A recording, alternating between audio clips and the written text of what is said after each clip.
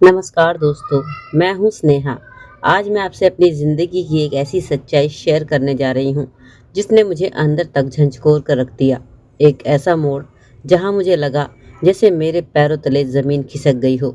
मैं अपने पापा की लाडली थी। मेरी मम्मी की मौत मेरे बचपन में ही हो गई थी और उसके बाद से पापा ही मेरी माँ और मेरे दोस्त, मेरे गाइड और मेरे सब कुछ बन गए थे। पापा मुझे गुड़िया कहकर बुलाते थे। मेरे हर जन्मदिन पर वो मेरी पसंदीदा गुलाबी फ्रॉक लाते और मुझे अपने हाथों से तैयार करते थे। बचपन की हर याद में पापा ही पापा हैं। जब भी मैं बीमार होती थी, पापा सारी रात मेरे सिरहाने बैठकर मेरे माथे पर गीला कपड़ा रखते। कई बार उनके खुद के ऑफिस का काम छूट जाता, लेकिन उन्होंने कभी शिकायत नहीं की। उन्होंने अपने सपनों की कीमत पर मेरे लिए सपने सजोए। स्कूल में जब मुझे किसी ने परेशान किया, पापा खुद प्रिंसिपल से मिलने पहुंचे। मेरी छोटी छोटी परेशानियों को वो ऐसे सुलझाते थे जैसे किसी योद्धा की लड़ाई लड़ रहे हों। जब मैं बड़ी हो रही थी, तो कई बार खुद को दुनिया से अलग महसूस करती थी। मम्मी की कमी खलती थी, लेकिन पापा ने कभी ये एहसास नहीं होने दिया कि मेरी ज़िंदगी में कोई खालीपन है। मैं जब 10वीं में थी, तो मेरी क्लास में एक लड़के ने मेरे बारे में गलत अफवाह फैला दी। मैं टूट गई थी, लेकिन पापा ने मेरी बात बिना एक सवाल पूछे सुनी और कहा, गुड़िया, तुम्हें खुद को किसी को साबित करने की ज़रूरत नहीं है। तुम्हारा सच तुम्हें जानना चाहिए, दुनिया को नहीं। मैं कॉलेज गई तो ज़िंदगी थोड़ी बदलने लगी।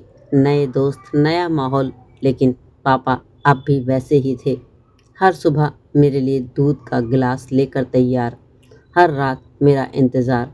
लेकिन एक दिन मेरी ज़िंदगी का सबसे बड़ा झटका मुझे मिला। कॉलेज में एक डॉक्यूमेंट वेरिफिकेशन के दौरान मुझे अपनी जन्म प्रमाण पत्र की कॉपी चाहिए थी। मैं पापा की अलमारी से फाइल निकाल रही थी और एक पुराना लिफाफा गिर पड़ा।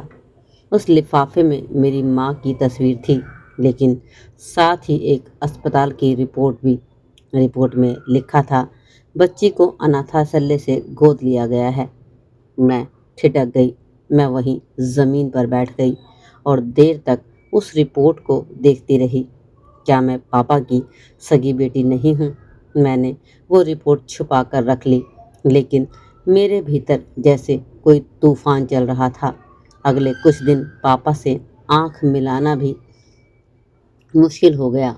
आखिरकार एक रात मैंने पापा से पूछ ही लिया, पापा, क्या मैं आपकी सगी बेटी नहीं हूँ?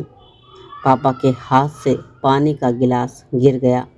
उन्होंने चुपचाप मुझे बैठाया, मेरी आंखों में देखा और कहा, स्नेहा, तू मेरी सगी बेटी भले ना हो, लेकिन मैं तुझे उस दिल से अपनी जान मानता हूँ जिस दिन तुझे पहली बार मैंने गोद में लिया था।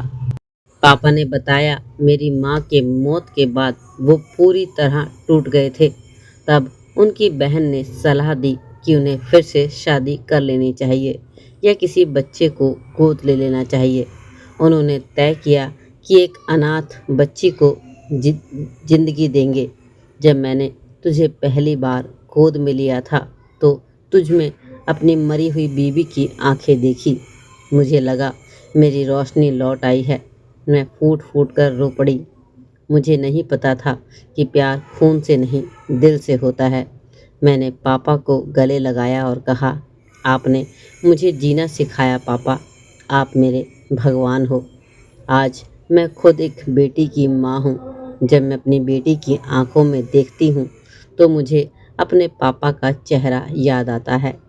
मैंने अपने घर की दीवार पर पापा की एक तस्वीर लगाई है, जिसके नीचे लिखा है, खून का रिश्ता ज़रूरी नहीं, प्यार ही सबसे बड़ा रिश्ता है।